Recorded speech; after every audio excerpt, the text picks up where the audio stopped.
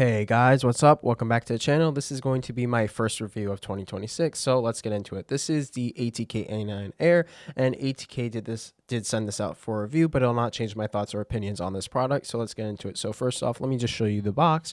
This is a nice premium box. It was a good unboxing experience, but let me tell you what was in the box. So first off, you get your cable and your 8K dongle, and then you will get your extra skates and grips. There's full skates in there, there's corner skates in there, dot skates, and then a set of grips. But let's get into the specs. This does come with a 3950 sensor. It does support up to 8K polling and 42,000 max DPI. In terms of the clicks, let me just give you a sound test real quick.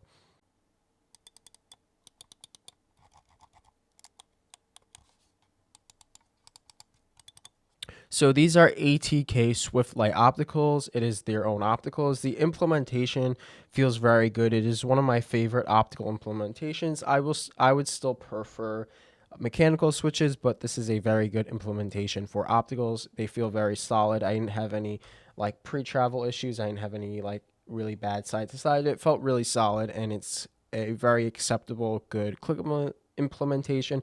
In terms of the scroll wheel, it's not the best feeling scroll wheel, but it's completely fine. It's just not going to feel as good as like some better scroll wheels, but it's a solid scroll wheel. In terms of side buttons, the positioning isn't great. I had a hard time reaching the front side button, and the shape of the side buttons isn't great as well, and it goes into the mouse way too much.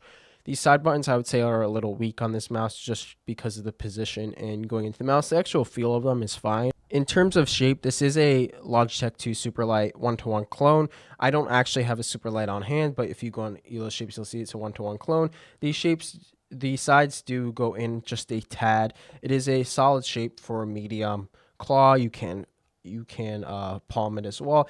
It doesn't fit my hand the best. It's not going to be the best shape for most people that buy this. It's never going to be the best shape for you, but it just fits a lot of hands because it's the safe shape. It's not exactly the same to the XE V2. The XE V2's hump is a little more backwards, while this one's forward. It goes a little higher.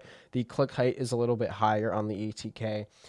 I do think I actually like the ATK GPX shape a little better, but overall, it's just a solid, safe shape. There's not much to talk about when it comes to this shape, but it's kind of a bit potatoey. In terms of the weight, it's advertised at 47 plus 2.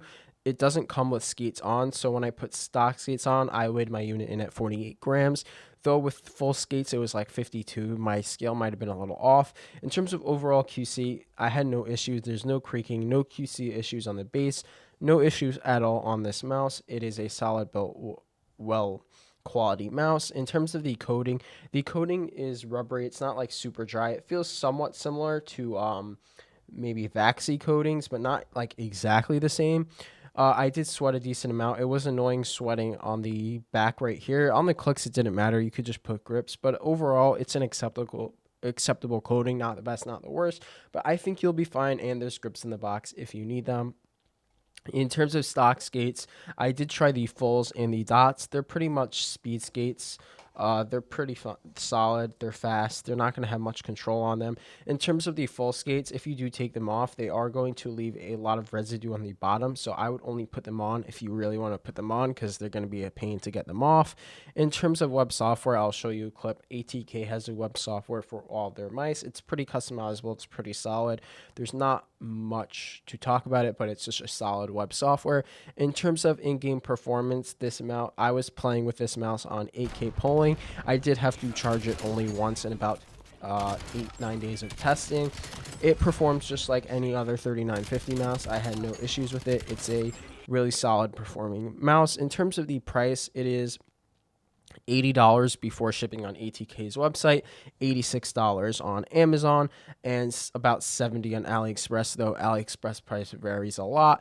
Overall, should you buy this? So if you already have a Logitech Superlight, or then I don't recommend this.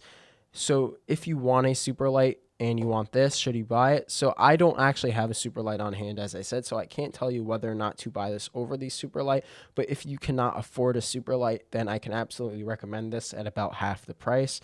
If you want either, like, I think in terms of shape, it's going to be the same. The Logitech does have better warranty support, so you might get that over that. But for someone who's trying to buy a mouse under $100, I can absolutely recommend this. This is amazing quality. I had zero issues with this mouse except the side buttoning position.